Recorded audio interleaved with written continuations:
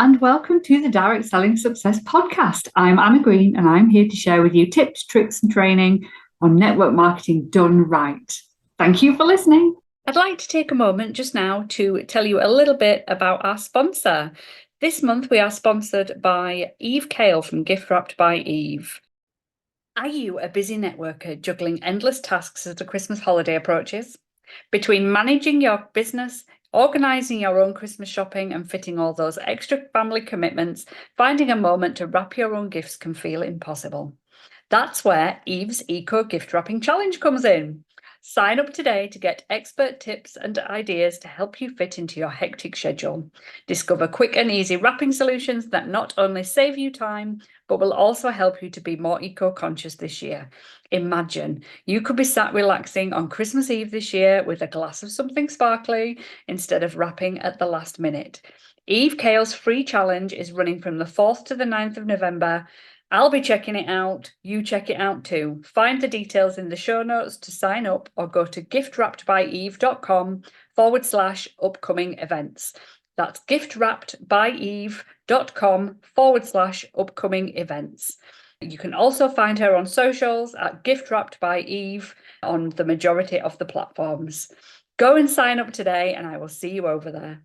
If you want more engagement on your social media, engagement isn't necessarily, and I'm going to go straight into this now, engagement isn't necessarily about vanity metrics, about getting as many likes as you possibly can, about putting posts out that like engagement bait. So putting things out that will get a reaction, get a response that aren't anything to do with your business. Engagement isn't about everybody seeing your stuff. It's not about everybody commenting on your stuff, getting loads of comments.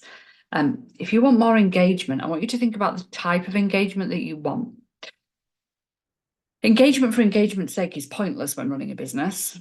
We want engagement from the right people, the people who are going to buy our stuff, the people that are going to join the business, the people that are going to refer us and recommend us, the people that get us, that align with our values. We need to be looking for engagement from quality people, engagement that we can turn to conversations, that we can turn to sales, that we can turn to potential recruits. So when I talk about more engagement, I want you to start thinking about what sort of engagement you want and what it means to you to have that engagement. Are you wanting more sales and more recruits? Are you wanting to build an audience of people who follow you that are the right people for your business? Or are you just happy, getting 1 million views on a cat video or a silly meme or something like that? Because that's very different.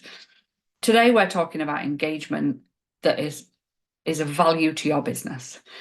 And looking at vanity metrics isn't the way forward. It's looking at quality leads coming through into your world. New people who are your ideal client coming through and engaging and following you, being interested in what you're putting out there. So I'm going to give you a few tips of things that you can do to increase the right sort of engagement in your business and take yourself away from this whole vanity metrics thing. So the first thing about getting the right engagement is adding value to the right people. What does your ideal customer, your ideal follower want from you, from your socials? Are they looking for education on the products and services that you give, that you have? Are they looking for how they can have a certain problem solved? Are they looking for top tips, ideas, hacks, busting myths? Are they looking for seeing the latest stuff? Are they wanting to see what you're up to? Are they wanting to be a part of your world? Are you wanting to find out more about them?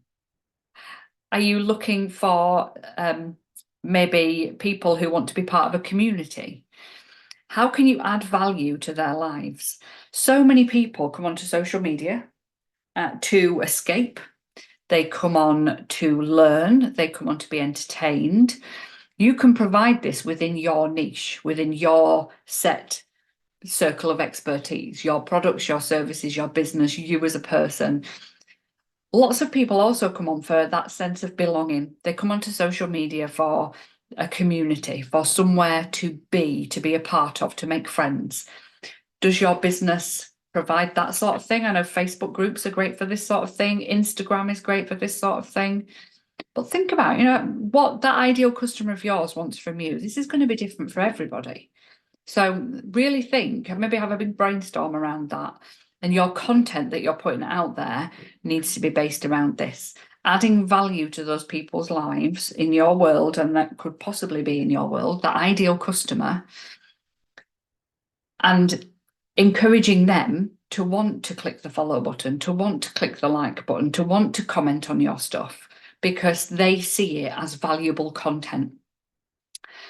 The next thing to think about is, are you posting things that your audience want to engage with? Statements, bland content, things that are informational, pictures, company pictures of products, sales posts. People don't really engage on those things. They might see them, they might read them, but they're not necessarily going to engage. They've got no reason to. It doesn't stand out from everything else that's going on that social media. Remember that people have so much going on in their newsfeed nowadays. To get seen in it, it has to stand out. And it has to be something that they want to comment on or want to click the like button for. So if you want people to engage with comments on your postings, ask them questions. Make the post something that they want to put their opinion on or that they want to get involved in the conversation with. Ask them about themselves. What is in it for them to comment on this post? How is it going to make them feel when they comment on this post? All these things are really important because I see it so often. Oh, I don't get enough engagement on my stuff. And I go and look on their Instagram and it's just buy this lipstick, buy this skincare, buy this wax melt, buy this perfume, buy this energy bill. It's just constant, just the same stuff. Why would the average person, your ideal client, want to comment on any of those things? There's just no reason. They might like it, they might absolutely love the products, but there's still no reason to comment on a sales post unless they actually want to buy. And most people, not being funny, don't go on social media to buy. They go on for the other reasons that I've said before, the entertainment, the engagement, the community, the social aspect. Social media is called social media. Be social on it, you're going to get more engagement. But if you ask relevant questions to your audience, sticking within your niche, you're going to start getting more engagement from the right people. You've just got to get yourself in front of those right people, which is a whole other training. Another thing to think about is to create a following or a community or both of people who want to see what you've got to say. I can see it very often, and I fell into the same trap of just wanting everyone to follow me. All my friends should be involved in what I'm doing.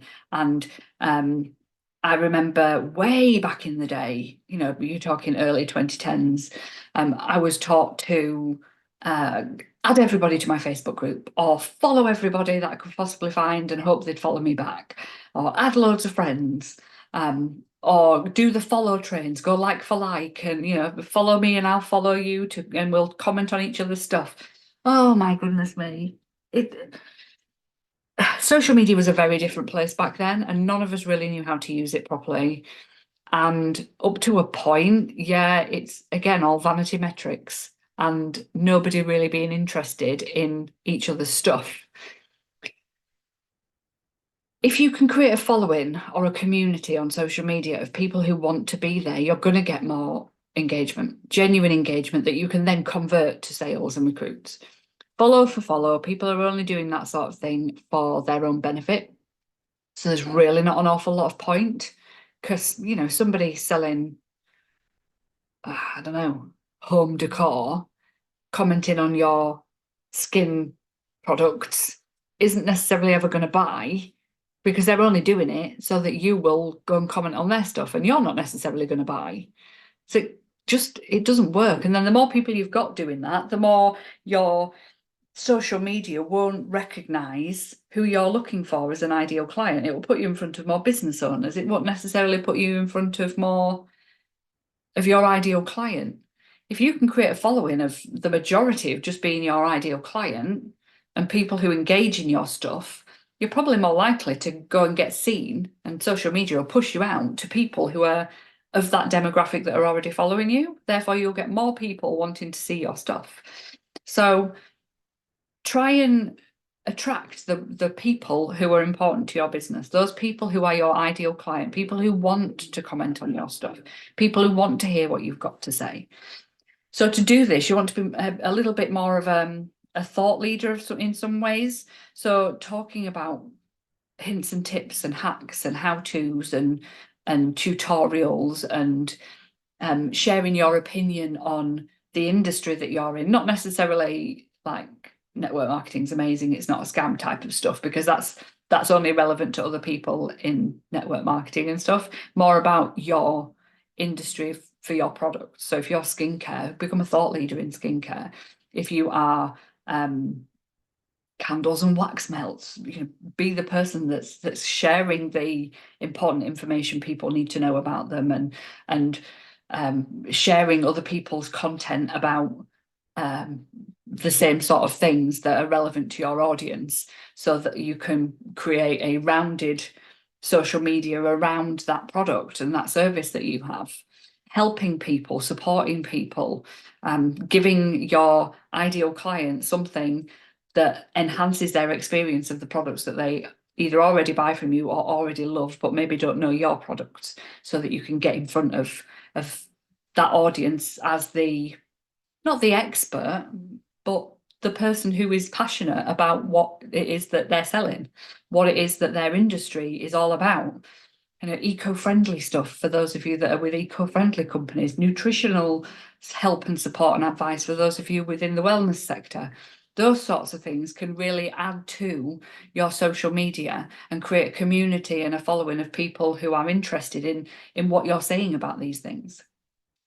And then the last thing that I want to share with you is to think about how social media and how marketing and sales works nowadays. Your audience don't want to be sold to, because they're not on social media to buy. They don't want to feel that they're being taken advantage of, that they're being used. So when you are crafting your social media posts, when you're looking for more engagement, I want you to think, rather than you're selling to these people, you are there to provide a service. You're there to serve that audience. You're there for them, not the other way around. They're not there for you. You're there for them. You're there to help them, to give them support, advice, to give them this space where they can follow you, to learn, to educate, to grow, to have their needs met, to solve their problems, to create desires for them. It's all about them. So if you want the engagement, always come from a place when you're crafting social media posts. What is in it for them to want to read this? What is in it for them? What is it going to do for them, for that audience, for that new person who comes across my socials, for that person who's been there forever watching what I've been doing in the background? What's in it for them? And when you come from that place, your whole social media content will change. It will become something that people want to engage with because they can see the value in engaging with it for them. And that's what we've got to start thinking. How can our engagement help our audience? How can it support them? How can it serve them better? For more hints and tips on this, make sure you're following my podcast. Make sure you're listening in every week as I go and share my musings on the social media and online selling and offline selling and recruiting and the network marketing and direct sales industry.